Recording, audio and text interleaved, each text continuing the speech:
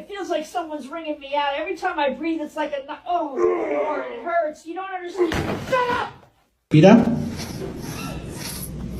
Nada. Nada. Respira.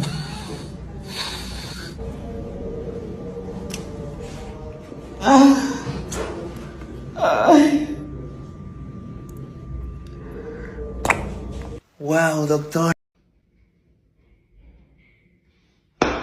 Con este videito quiero agradecerle a mi quiropráctico por cómo me dejó el pie.